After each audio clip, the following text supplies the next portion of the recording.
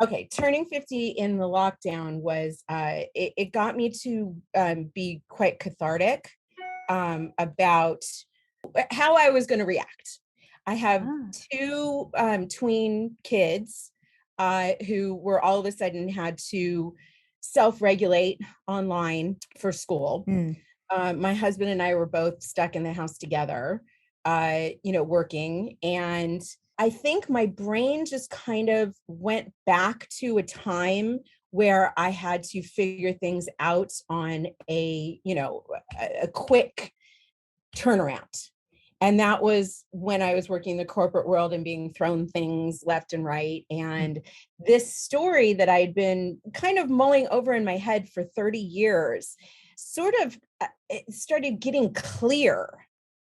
Does that make sense? It started playing out in scenes in my head, and the characters were having conversations, and I was just visualizing different scenes like it was in a movie. And then the characters were just talking to me all hours of the night and day, and I was waking up in the middle of the night with these conversations that I wasn't a part of. And I was like, the only way they would shut up is if I wrote them down. They would stop for a while and then they would come back, and then I'd hear a song that brought me back. And, it all kind of just was like maybe like a stress trigger of how to deal with what was going on in the world. Maybe I was just checking out completely, and I just needed a place to go that was under my control when everything else wasn't. That does make sense to me, because I've talked to other authors who've they've described it kind of like you did. It got a little louder is what I've heard too, is where the characters start talking to you. So loud. Yes, exactly. And you can't get you have to do something because it's just in you and they won't stop. They won't stop. They won't stop. And it wasn't just, it was Two Princes because that was the one that's been in my head for 30 years. Okay. But I ended up writing 5 full novels within a matter of 4 months, and they were all very different. And Two Princes was the one that just really stuck with me, and it always had. And I even had a playlist of music that helped me. I sent you the playlist. Yes, I love the playlist. Okay. So I have to ask, because you did send me the playlist and I didn't even think about it until you sent it to me. Was the Two Princes taken from the song? Absolutely. Fantastic. Oh, that was where the title came from, was from the song. I love it. I never read romance. And so when this started taking shape it was more of an adventure story in my head for a long time. But when it started taking root as a romance in my head, that song that was just it. That was, nice. The inspiration. Yeah. So, and was that one of the ones you said this story in particular has been sitting with you for 30 years. Yeah. So was it one of the first stories then that ever kind of came to mind that you've been thinking about and been like, man, I'd like to do something with that? Because I didn't think about stories. Okay. My second life, I always say I'm in my 5th life. My second life was in my 20s. And I was career oriented, and I was a party girl, and I wanted to, just have fun and make a lot of money. And that was my deal. In my 30s, I had met my husband. I was a newlywed. I battled cancer. I beat it. I beat that bitch. Okay, good. Good. In my 40s, I was a new mom and a new business owner. I, retired. I went out of the advertising, and my sister and I bought a children's resale store franchise. And so my 40s, that's what I did. I was a mom and a business owner. And then I turned 50 and the world stopped. And I couldn't open the store. My kids were home in my nest. So I didn't have to worry about them being out in the world. And everything just kind of sort of got small. And that was scary to me, because everything in my life had always been so big. Everything was done real big. And so this was really small. So my brain decided to make things big. That's so a lot of ways I've heard people have coped, right? Yes. Like when you kind of you were looking so outwardly so often, especially with kids and everything moving so quickly, like you said, then when you're forced to look inward, it's like, okay, what do I have in here that I could do And something turning with? 50 does that to you anyway. Mm. So, it just kind of was magnified, I think. Well, and it's so interesting that you mentioned like having like you're on your fifth life, right? Mhm. Because that was something my sister turned 50 in quarantine as well. And she was saying that, you know what? I've gotten to a point where I just want to live my best life. She Yep. was just, I mean, she bought some land. She wants to get some Can animals. I cuss? Go for it. Okay, it's the bucket 50s. I That's love where we're that. at. Yeah. We don't have to answer to our parents. We don't have to answer to our friends. We don't have to Hmm. answer to our spouse. We don't have to answer to a boss. We don't have to answer to anybody. So fuck it. I love it. I love that. So I'm going to tell my sister that too. You're in your fucking 50s. Absolutely. You're in your I fucking hope the whole 50s. world hears it. Well, and my mom kind of did that too when she entered. I remember towards the end of her 50s, she actually started working on her own romance novel because she Oh, was just like, why the hell not? But did you take any creative writing yourself? no, no. Okay. I went to business school. I went to school for marketing and business, and that's what I wanted. I wanted the fast, I wanted the money, I wanted to, Fair. no, there was no creativity. There was just make money. Oh, fair point. Fair point. Got to make a living, right? I wanted to make a big living. Ooh, I wanted it nice. big. I wanted it big. So yeah, I worked really hard and I did very well, so it was all good.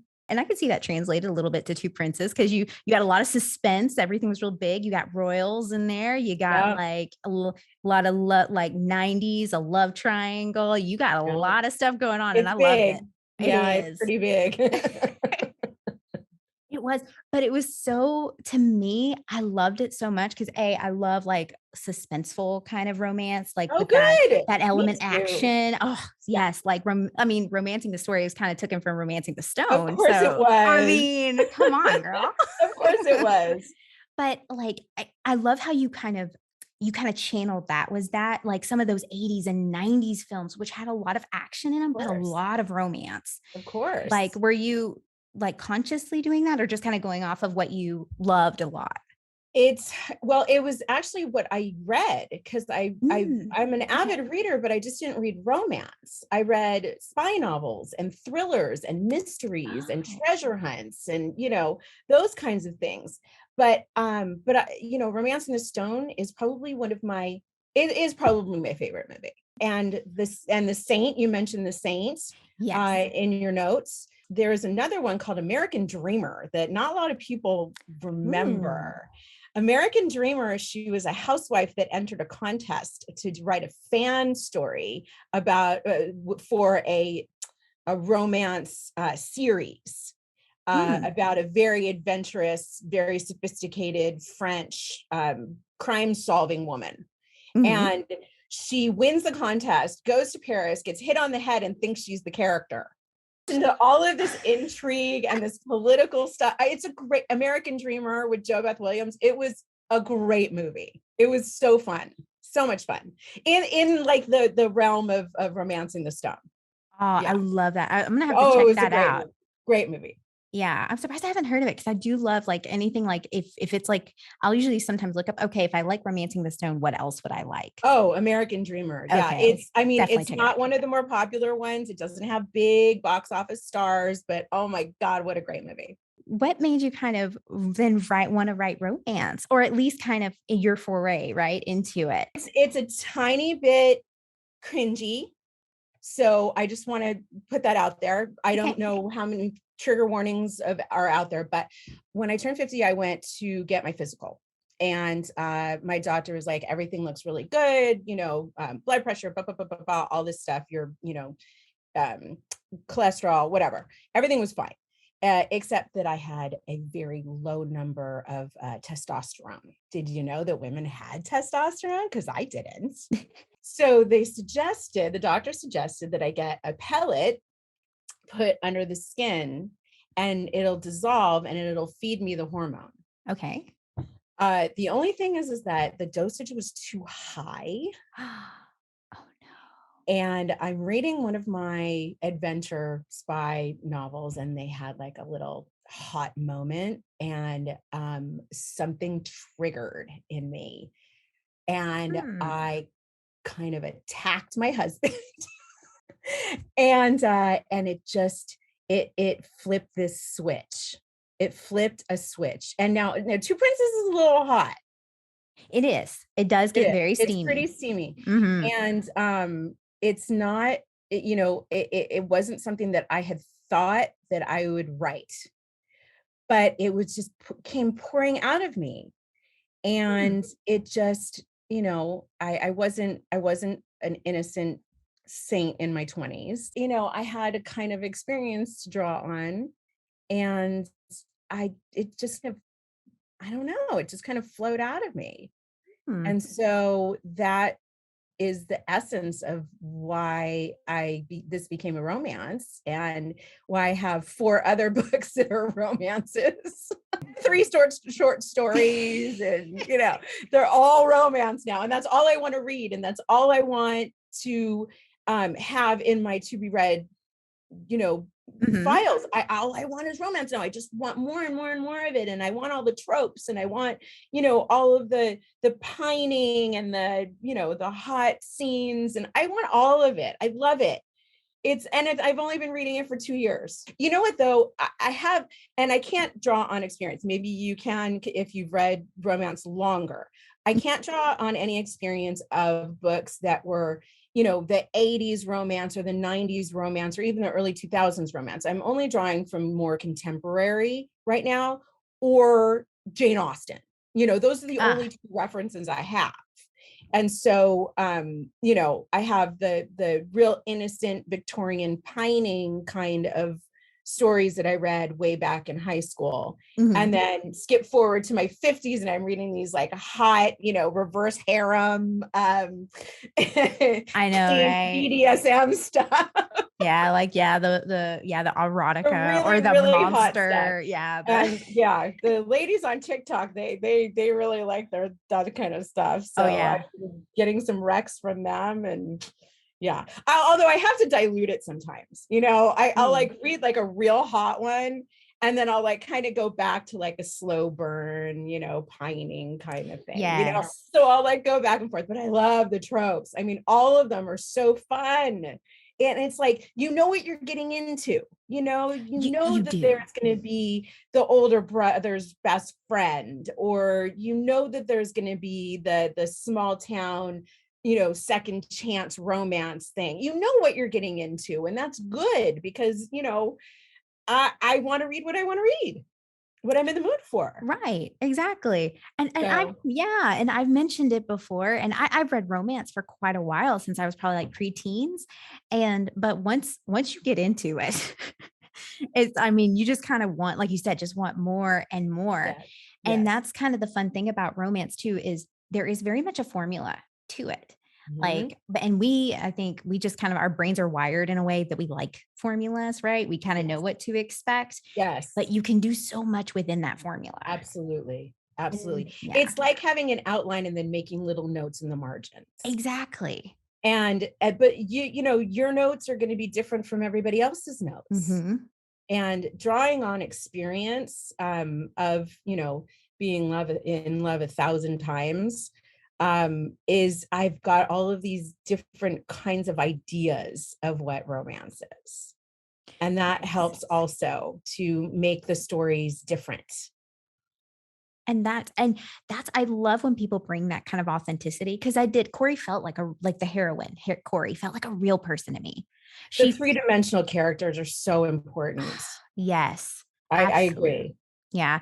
And Corey did feel very much like, like you said, kind of party girl, or like focused, very career focused, very much kind of, she had lovers before, but then she found the one, and it felt different.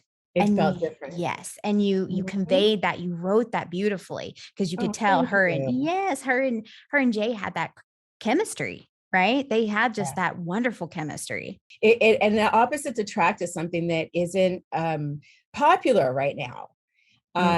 You know, I mean, the grumpy sunshine can be construed as a part of opposites attract and that trope. But you know, there's not a lot of the grumpy heroine. Yeah. Like, I think we kind of tweeted about it at each other, right? With about like the grumpy sunshine kind of debate there, because unfortunately, I think due to kind of patriarchal kind of society, sometimes a grumpy woman can seem like a little bitchy or something like that, you know? Right. But she didn't come off that at all that way, though. I was hoping that she came off she came off like strong-willed. I know what I want, you know, kind of get out of my way kind of thing. And I respect that. Yeah, I think a lot of people do, but it has to be done in the right way. Exactly. You know, so another example that I really liked, who I fangirl all the time, is Mary Elizabeth wrote a series called the Hush series, and the first one was Tramp. And Lydia was probably the grumpiest heroine character I had ever read, and she was glorious. She was so gloriously grumpy. And she just was, I thought she was hilarious. And I think that if we can take the grumpy heroine and add a little humor to it, you know, to where she's so grumpy that it's funny, but not in like a petty way. So that's a recommendation for sure. If you like the grumpier heroine, is the Hush series from Mary Elizabeth. What a great example in the Tramp and criminal books that she has in that series. You kind of mentioned before, like tropes kind of fall in and out of favor, right? There's kind of a cyclical kind of trend to it. One thing I know that some people I've talked to, like other people who kind of dig into more the analytical side, have said is like, we do have a soaring lack of like female, what we would consider an anti-hero, right? Maybe the more grumpy female. So I think you're right. If you add a little humor to it, or maybe a little more context of why she's grumpy. Yes. You can definitely. The context is very important. Exactly. Did you watch the show Dead to Me with Christina Applegate? I did. I love Christina Applegate. Okay. That character is a perfect example of somebody who is so over the top grumpy that I just loved her. You know, it's like you feel, because everybody feels that way sometimes, the frustration and the, you know, just nobody's doing what you want them to do kind of situation. Exactly. And that character was just, I love that character. And I want to write more like her. You talked about adding like the authenticity, right, to your book. I have to ask, did you actually base like Safina on a real country? No. So Safina is on the Levant coast of the Mediterranean, which is so stunningly beautiful. And you know, the past 30 years, all we've heard about the Middle East is either oil or terrorists. But the topography is stunning. And it is very similar to the central coast of California, which I have been. It's also very similar to southern Greece, which I've also been to. The culture that I was trying to portray was very similar to the southern Greeks, where it was, you know, they're very big in living off the ocean, like that's their breath is the Mediterranean. That's what breathes life into them. And I wanted to convey that to what it's in my descriptions in Safina, that everything is from the sea, that everything is the smells and the the feeling of things are all affected by the Mediterranean. The cedar trees grow from, the cedar trees, which at the beginning of the story, Reese, our bad guy, it blows up a convoy of vehicles while crouching under a cedar tree that's in the middle of the desert. And the cedar tree is the symbol of Lebanon. The cedar trees grow all along the coast of the Levant, and they're very important to the culture there. So the woodsy cedar trees mixed with the Mediterranean combine something that's very similar to here in California, where we have the desert, we have the mountains, and then we have the sea. So a lot of that was drawn on my upbringing here in California and the topography here. Because it felt very like there was a lot of world building, a lot of culture building too. It felt real to me. Like there was a lot of history. There was a lot of depth there. There is. Yeah. There was just family dynamics. And, on a more simple level, you can get those same kind of family dynamics in almost any family, where the men were in charge of everything, and, they groomed their sons to take over their businesses. The daughters were just supposed to get married and, but marry a wealthy guy and somebody that the family approves of. I mean, it's all, it's very, ingrained into our history, that kind of, and it surpasses cultures. It's not just, British Victorian culture, Regency culture. It's not just Asian cultures. It's all cultures were like that for a very long time, and some of them still are.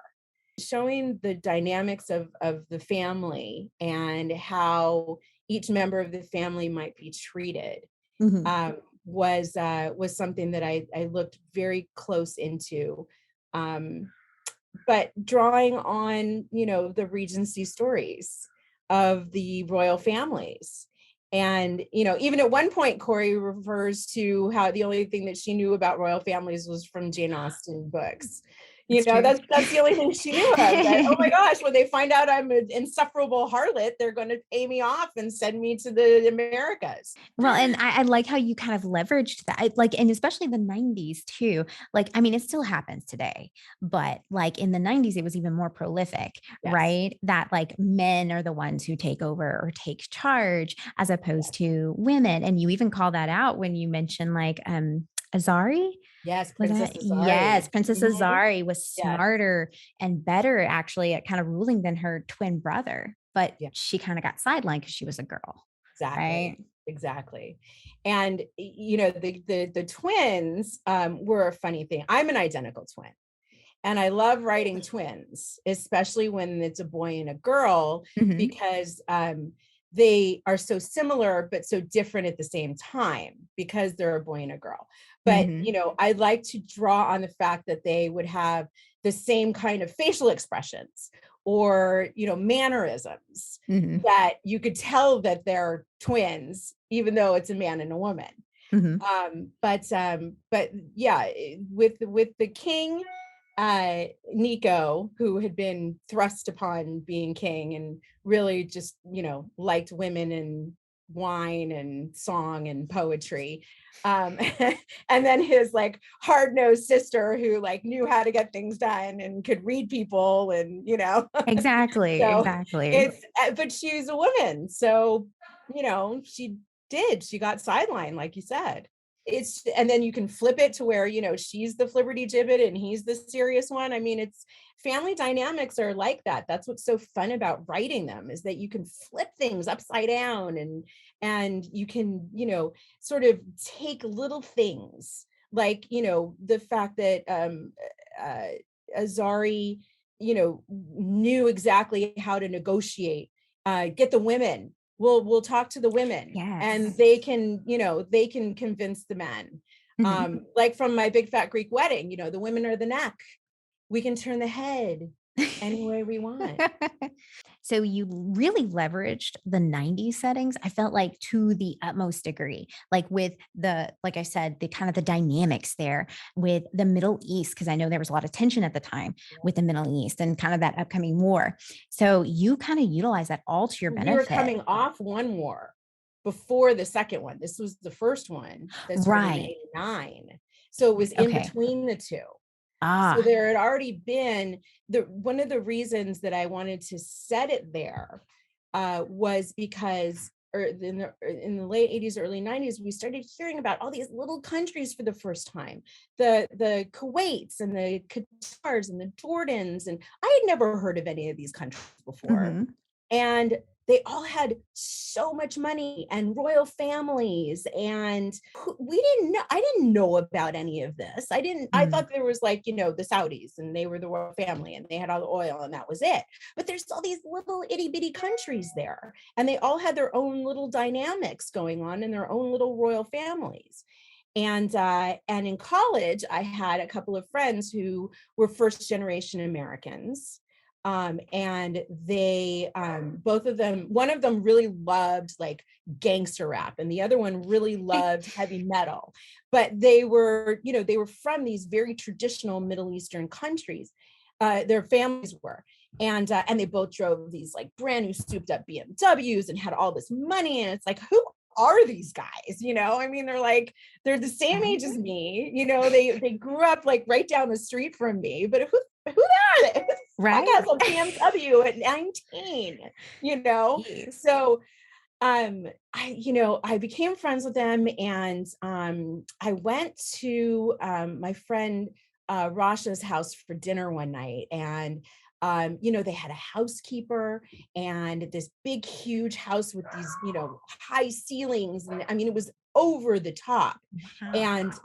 And the food was just this like, really rich Middle Eastern inspired food. And they barely spoke English to me, the family. And he was apologetic the whole time. He was like, I'm so sorry, they're not really, you're not from where I'm from. And so they, I'm like, but we're not a couple. And he's like, I know. They don't know that. I'm like, oh, like, okay, fine, but the fact that, and then in his room, it was like, he had his, he loved American football, so he was like a huge football fan. He had like 3 jerseys I mean, he was really American, even though his family wasn't. And so that was one of the inspirations for Reese and Jay also, was that they were raised American. And they like the American teenager things, like heavy metal, like fast American cars, like, all of the things that are so American, but their family was from this very traditional royal family in the Middle East. And back then we didn't really know a lot about them. Yeah. And you did create a great dichotomy between it, because when Jay was in Safina, he was very revered. People were very formal to him, but he's just like, I'm just some schmuck from New York. Basically, know, right? It was like that kind of I know. Yeah. He just had that mentality of like, I'm just like any other guy out there in like New York. And it was such a cool, like I said, a really cool dichotomy you created, because like, he's just like, I feel like I'm just anyone else in America.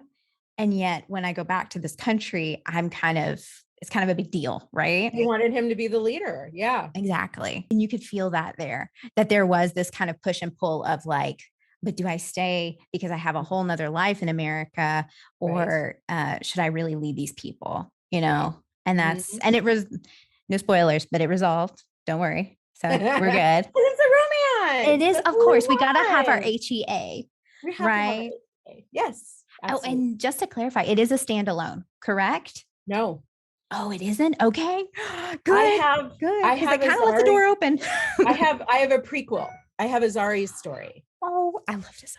Oh, she's my fave. I did too. She warranted her story, I think. It still needs a lot of polishing and a lot of work. And, because I'm very new to writing. And there's a structure to it that I'm still learning.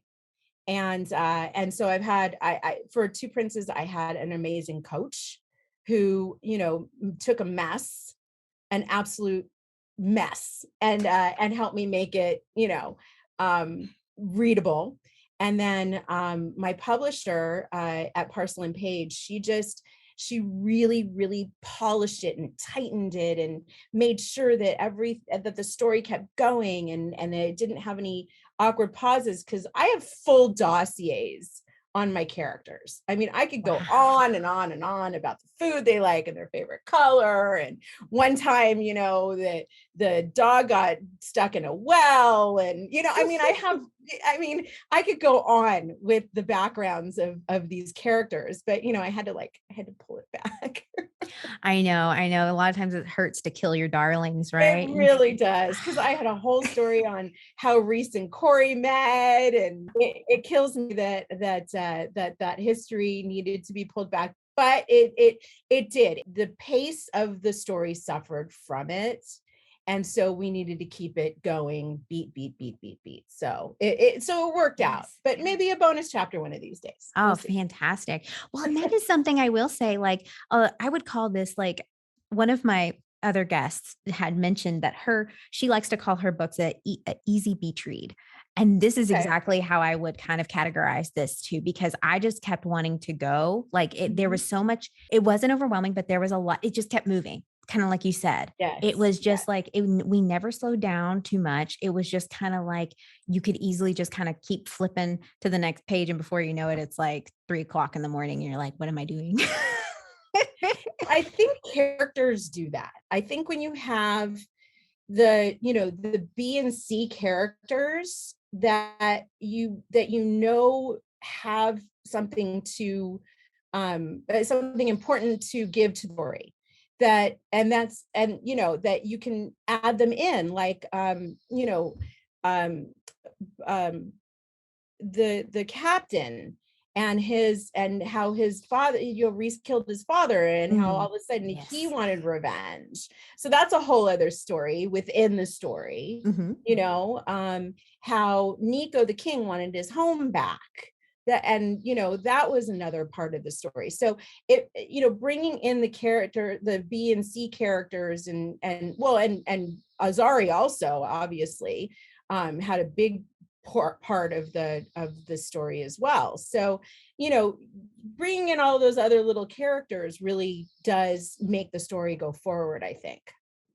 You created that background, like, you just gave it just enough context to understand kind of where everyone was, but you can tell you've done the work, at least for the background of a lot of these characters, because they all felt, no matter how short or long they were on screen, on page, technically in the scene, right, you could definitely tell that there was they had their own backstory. They weren't just a blank character, like, there for filler. They had all of them had their own story, and they felt all very, like you said, three-dimensional. Yeah. And I think that that's what keeps stories interesting and going forward, and can spin off into sequels and prequels and novellas and all that kind of thing. And that's a franchise. Who doesn't want a franchise? Yeah, who doesn't love a good series? Right? Just keep going. And you did mention, because you said you had like dossiers worth on every character. Yeah. What have you kind of learned since this was kind of your first like published novel? Mostly in the editing process. Okay. Most of the things I'm still learning. I don't know if you could see my surfboard. I love that, by the way. This is like the plotting edits of a story that's already written, that I have an editor wanting me to pare down the background stories of my B and C characters, and my A and B characters, actually. I mean, they have like this rich history. But this is what I've had to learn. And since I'm what you call a pantser, that I fly by the seat of my pants and I just write. There's a lot of background and info dump that I have to pare back. And that was the hard thing for me to do, because I love my characters so much, and I want everybody to to see who they are and their full colored 3 dimensions, even the B and C characters. And that just, it slows down the story a lot of the time. That's the hardest part for me, is the editing process. It's not like, my writing is fabulous and, I can tell the story that I want to tell, and that's fine. But it's not an ego thing. It's I love this character. And I want to show this one part where she, doesn't have enough money to buy lip gloss.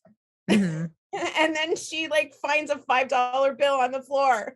I mean, but who needs that story? Nobody. What does it have to do with anything? I know. That's always that is the hardest part. I mean, it's character building, but still, it doesn't need to be in the story. So exactly. Yeah, I'm learning that. Yeah. Well, and that's important. It's important that you kind of you've taken those things and you kind of learn to, move with it. Right. And kind of okay, so let's adjust the story as we go. Because a lot of times that's one of the hardest parts as an author, I think, is kind of trying to take that feedback and say, okay, how can I make this story better? Right. Yes, absolutely. And, in the process, you read it so many times. Yes. That sometimes you just don't see it anymore. And when I reached out to the community and I'm like, I can't even see anything wrong with it. I think it's perfect. What do you think? The community totally stepped up, and I got great beta readers who gave me great, input into, well, I don't really think you need this character. Oh, well, it kind of stalls right here. I mean, it was so fabulous. And then there's pitch wars and mentor pitch and kiss pitch and all of the pitch contests where you can win to get your manuscript critiqued by an expert. I mean, those, you have to take advantage of those. Those are so amazing. And I got great feedback from those also. And those contests are, yes, there's some agents that go into them, but I think there's so much more to getting those experts to look at your manuscript than it is to get the attention of an agent, because you may have read it a bazillion times over the past 10 years, and you just don't see it anymore sometimes. And this is a fresh look from someone who knows what they're doing, who has done it before, who knows what the publishers or what the agents want. And the ego has to be sidelined. It has to be sidelined. Yeah. And as an author, it's so important that we do leverage kind of those avenues that are available to us, right? Absolutely. Yeah.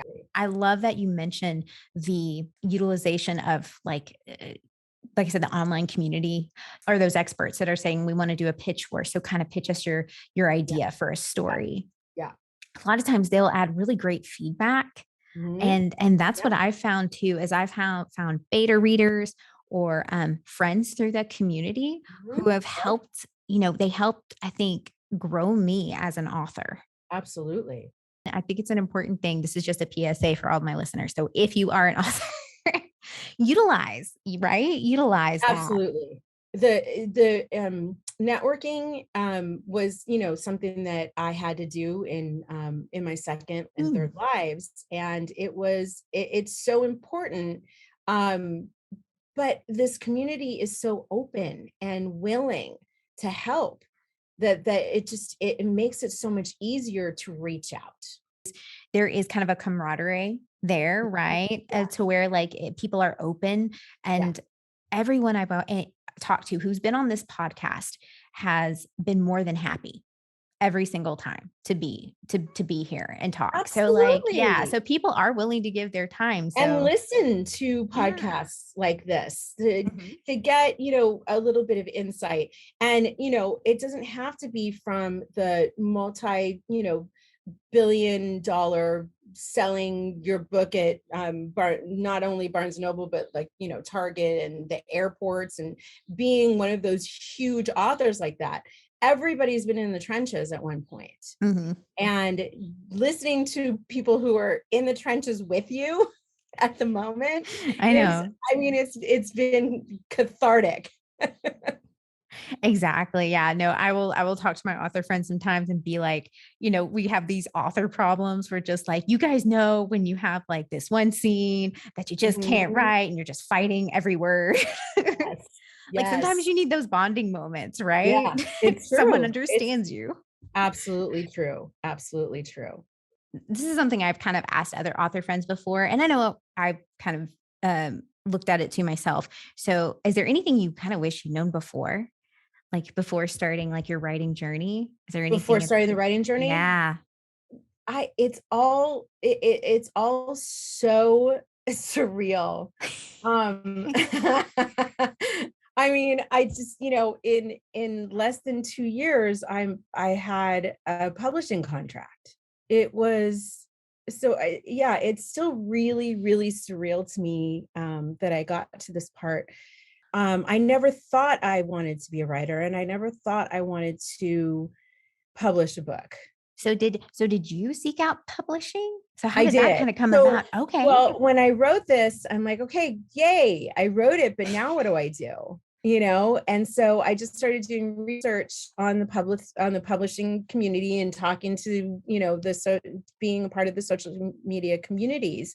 And like, okay, so next thing you have to do is get an agent. I'm Mhm, like, okay, well, mhm, I grew up in LA. Did a little acting when I was little. I know a whole agent thing. So, okay. All right. So you write your query letter, and there's a query letter, and there's a lot of, mhm. resources out there to teach you how to write the query letter, which were very similar to the advertising proposals I used to write. And then it occurred to me that this is a product now. I know how to sell a product. I know how to sell it. I had my boutique, the resale store with my mom and my sister, and we started it. We bought it in 2010 when businesses were just starting to get onto Facebook and Instagram, and we grew our social media presence for that one little boutique. Tripled in the first 2 years, quadrupled. I mean, we have over 30,000 followers for one little boutique in Manhattan Beach, Wow. California. And it was because we had a product and we knew how to sell it. My mom and my sister and I were, we were in advertising and marketing and public relations, and we knew how to sell a product. And I'm like, okay, I wrote this book, I have a product. And now I have to write a proposal to sell my product. And so that was the premise of the queries. That was where my knowledge was. I Mhm. knew what I was doing when I was pitching agents. Well, and I love how you kind of used all that in like all those past lives, right? Part of those past Yeah, they lives to kind all of help kind of you.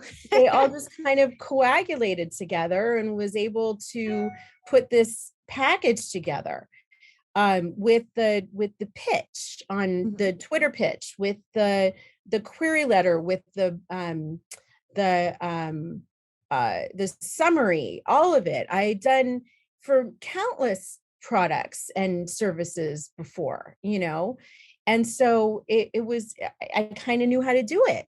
But then, I wasn't getting the responses that I thought I would from the agents. Mm. So I started thinking about it, and I was like, back when I was in newspapers, we went through a process in the late 90s where there was all of a sudden things were going online. And we all had to scramble to learn how to monetize advertising online. We were scrambling trying to figure out how to monetize it, because when you sell an ad in W magazine, a full page 4-color ad in W magazine, Mhm. it could be $50,000, and you get 10% of it on your commission. So, I was bringing in the bank, but then you do a little tile ad on a website of the newspaper, and you're just like, okay, well, that costs $30, nothing to produce, and I get 10% of that. So all of a sudden things were so micro, Mhm. and newspapers, as you know, were going out of business. Right. Exactly. Because the margins, nobody wanted to pay $50,000 for a full page for color anymore when they could get a $30 tile on the website. Mm-hmm. The thing shrunk. I'm a Bloomberg addict. And I saw how the big publishing houses were either folding or merging.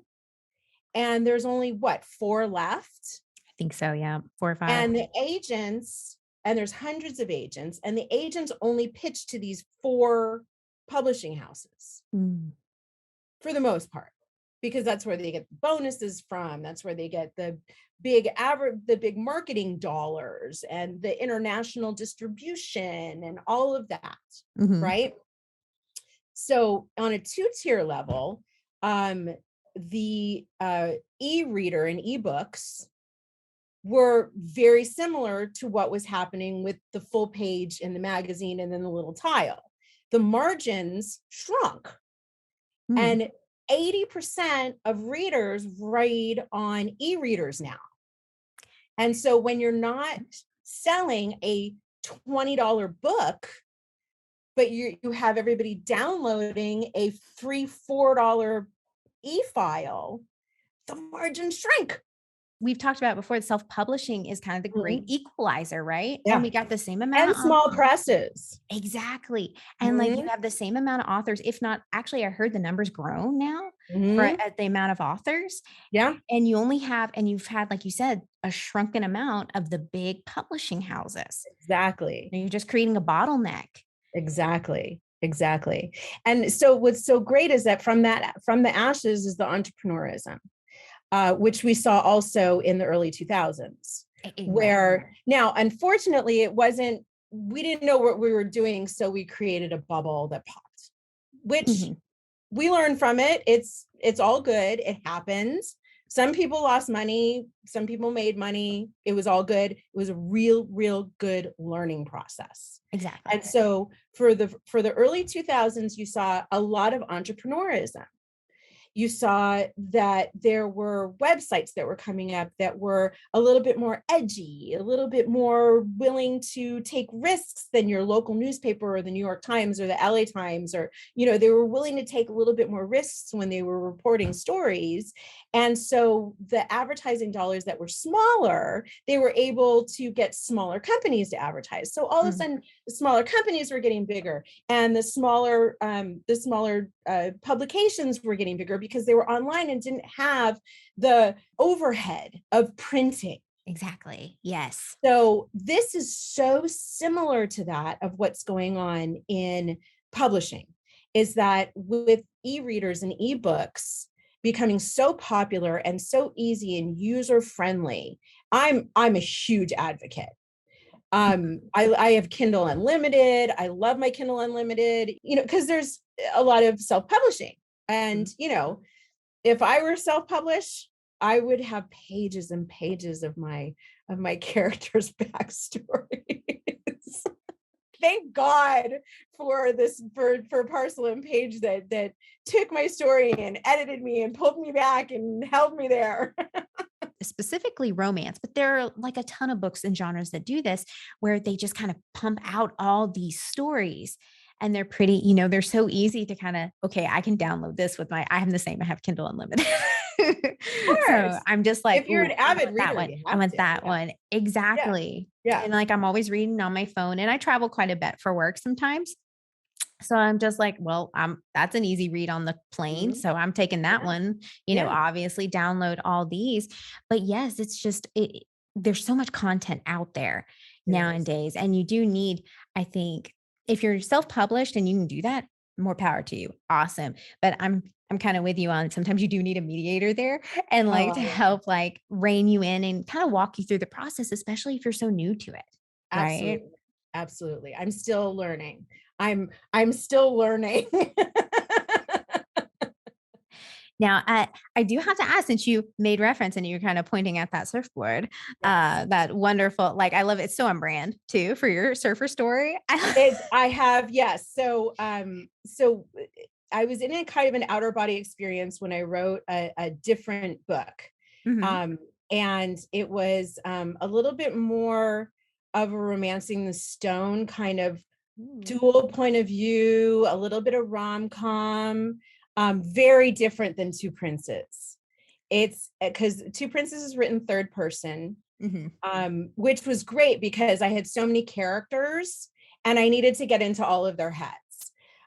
So Two Princes needed to be, and I was reading a lot of Skye Warren when I was writing Two Princes, and she is like my queen of intrigue. I love her. And very, very, very steamy. When I was writing The Perpetual, which is a second chance romance, but also with 50 plus characters, or like over 50, I was reading a lot of T.L. Swan. And she does great dual point of views. And she throws in a little bit of humor and a little bit of adventure and a little bit of mystery and intrigue. And there's influences, definitely some influences with the books that I've been reading and the authors that I really like. And so when I started querying Two Princes, because I thought it was a little bit more polished since I've been working with a coach on it, I fell in love with the second story on a whole other level. And I just like, you know what? I'm just going to throw it out there. I'm going to throw it against the wall and see if it sticks, because it was such, everybody loves Romancing the Stone. And it was so in that vein, this story, that I felt like I really had to just kind of get it out there while it was hot. After I did Two Princes, a different publisher, a small publisher came to me and they said, we want The Perpetual, the surfer story. Okay. And so that is what I'm editing right now and is supposed to be out in September.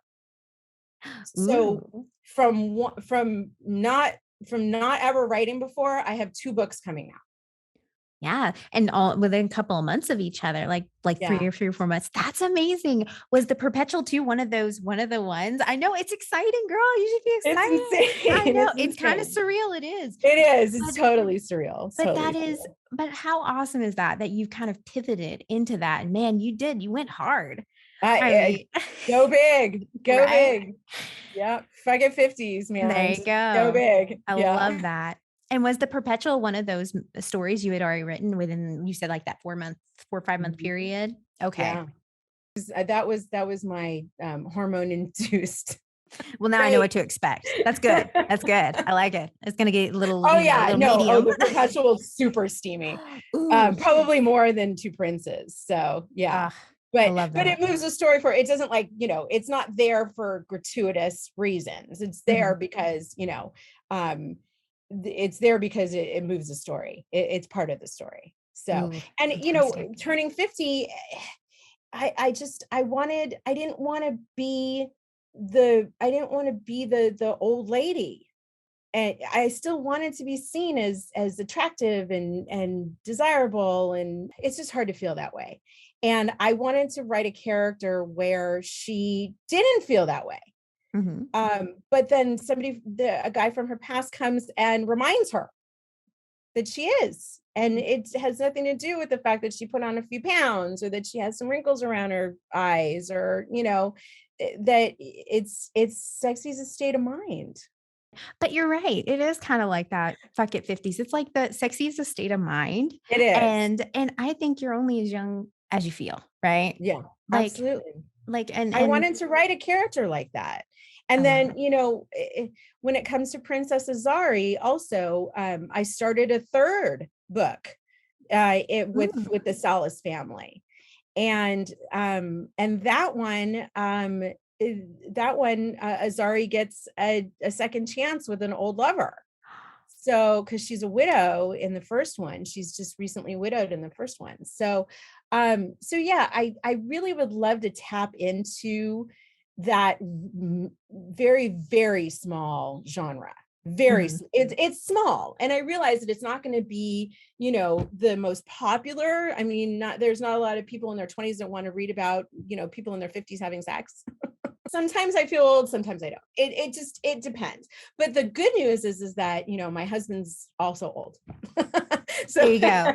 So the two of us have our little elements together, and we have our challenges when it comes to our romantic notions these days.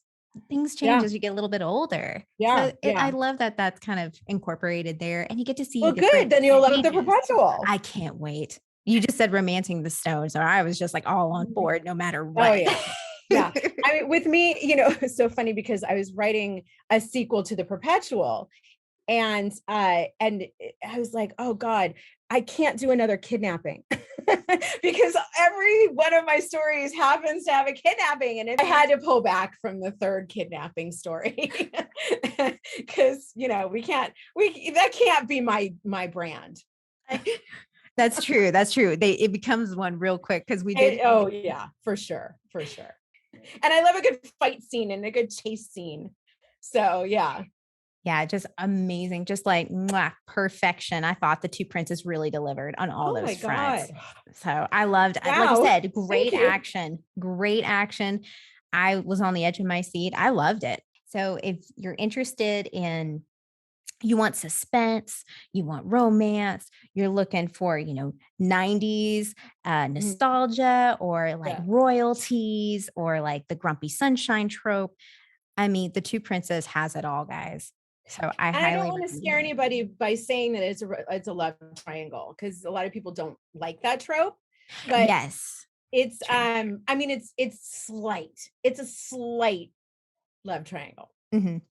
Yeah, it didn't take quite as much. I thought it would be a bigger element in the story, but it wasn't quite, like you said. It was kind of like I would say like maybe tertiary to the actual story itself.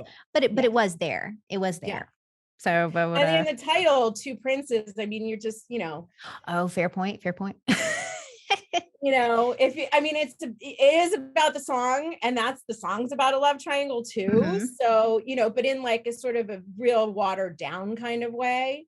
So yeah, no, it's not a huge element in the story. It is there. And you do have to clarify. I do appreciate that you did clarify it was a love triangle, because some people might think two princes and be like, so reverse harem? Are we like, like things like that? You just have to clarify. So I can see that. Yes. I can see that. Read a few of those myself. Exactly. Because that's kind of where my mind went first. Because like you said, it just isn't that popular, at least right now in the reading landscape. Right. So that's kind of where my brain first went. But I was like, oh no, it is. Very small element of the story. Where people can find your books and how can they connect to you? So I am, like I said, I am on all social media platforms. Usually since my last name is so long, I try to make sure that it's a little bit more accessible. So I usually do either the Cindy Keh or the CMKEH stories. For CMKEH stories is Twitter, Instagram, and TikTok. Cindy Keh stories, or Cindy Kehagiaras stories, I'm sorry, is Facebook. And then I have a website, and all of the link to the website is all on there, and a link to Amazon to buy Two Princes in pre-sale until the 10th. And then it's going to be available. It'll also be available on iBook. I think that's where we're starting out, is those two places, is iBook and Kindle. Perfect. So everyone should go out and grab a copy. Yeah. And again, I have the link on my website. There's also a link on the Parcel and Page website. It's definitely on Amazon. So, and then I also have a Goodreads page. So please review and give me good reviews so that we can bring about the rest of the stories here from these wonderful people. Thanks so much to Cindy for being part of the podcast. If you enjoyed this episode or are enjoying the podcast, please be sure to rate, review, or subscribe. I love hearing feedback. So if you guys want a specific guest or a specific topic covered in an episode, please feel free to reach out to me at Romance the Story.